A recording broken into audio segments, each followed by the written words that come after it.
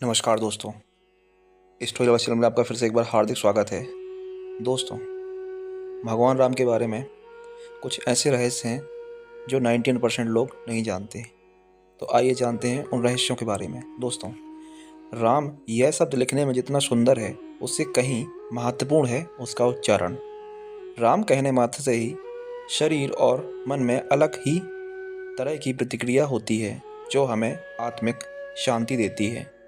हिंदू धर्म के 4 आधार स्तंभों में से एक है प्रभु श्री राम। भगवान श्री राम ने एक आदर्श चरित्र प्रस्तुत कर समाज को एक सूत्र में बांधा था। भारत की आत्मा है प्रभु श्री राम।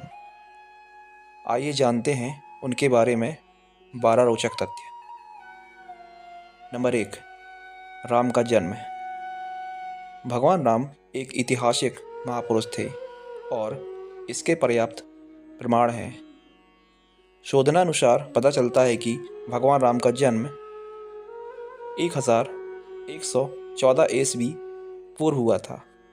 चैत्र मास की नवमी को रामनवमी के रूप में मनाया जाता है।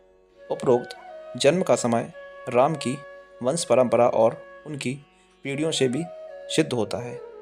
अयोध्या के इतिहास और अयोध्या की वंशावली से भी यह सिद्ध होता है।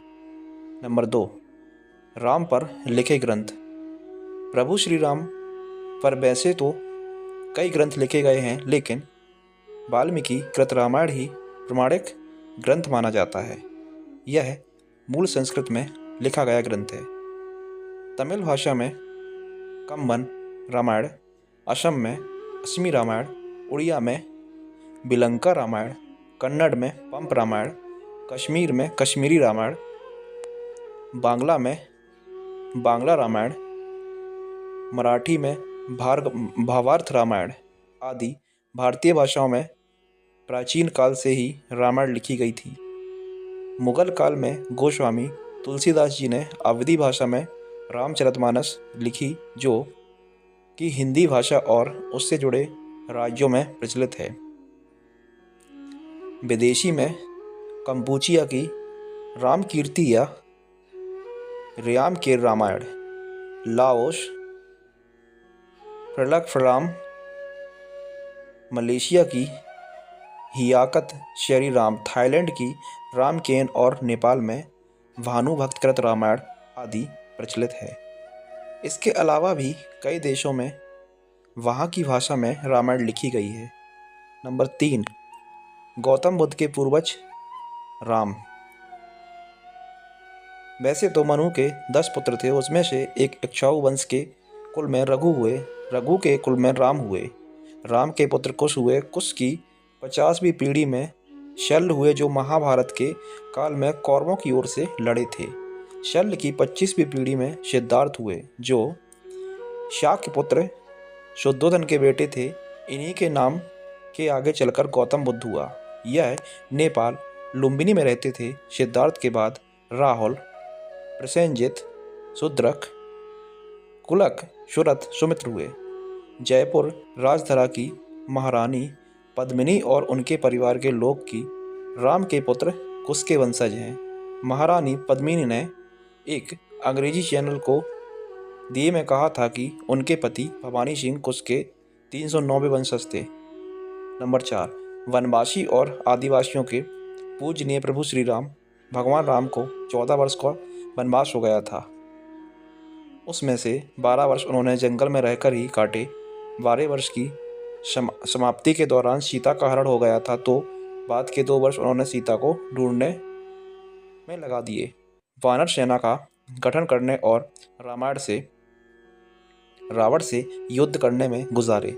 14 वर्ष के दौरान उन्होंने बहुत ही महत्वपूर्ण कार्य किए, जिसके चलते आज भी हमारे देश और देश के बाहर राम संस्कृति और धर्म को देखा जा सकता है।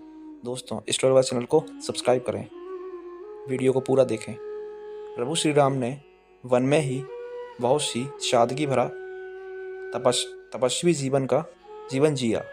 वे जहाँ भी जाते थे तो 3 लोगों के रहने के लिए एक झोपड़ी बनाते थे। वहीं भूमि पर सोते थे, रोज कंदमूल खाकर, और प्रतिदिन साधना करते थे।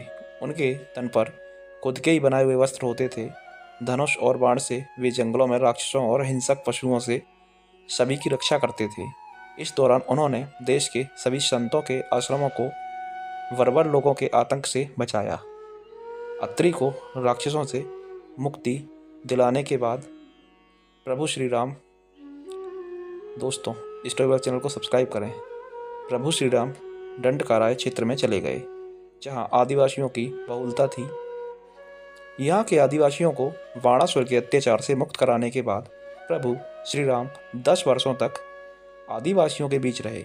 उन्होंने वनवासी और आदिवासियों के अलावा निषाद, वानर, मतंग और रीछ समाज के लोगों को भी धर्म, कर्म और वेदों की शिक्षा दी।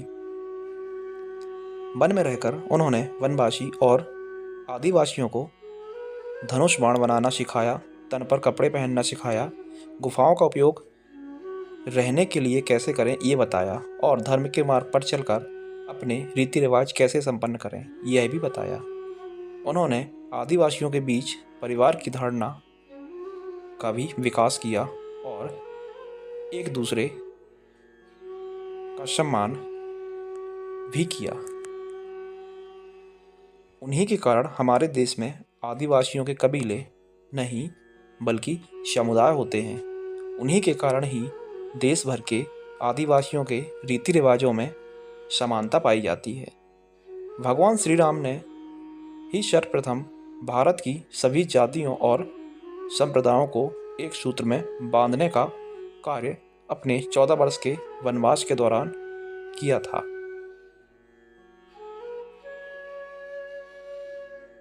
एक भारत का निर्माण कर उन्होंने सभी भारतीयों के साथ मिलकर अखंड भारत की स्थापना की थी। भारतीय राज्य तमिलनाडु, महाराष्ट्र, आंध्र प्रदेश, मध्य प्रदेश, केरल, कर्नाटक सहित Nepal, Laos, Kampuchea, Malaysia, Cambodia, Indonesia, Bangladesh, Bhutan, Sri Lanka, Bali, Java, Sumatra और थाईलैंड आदि देशों की लोक संस्कृति व ग्रंथों में आज भी राम इसलिए जिंदा हैं क्योंकि उन्होंने देश के लिए बहुत कुछ किया। दोस्तों, आगे की कहानी आपको दूसरे भाग में सुनने को मिलेगी। दोस्तों, अगर कहानी अच्छी लगी हो तो चैनल को सब्सक्राइब करें। धन्यवाद।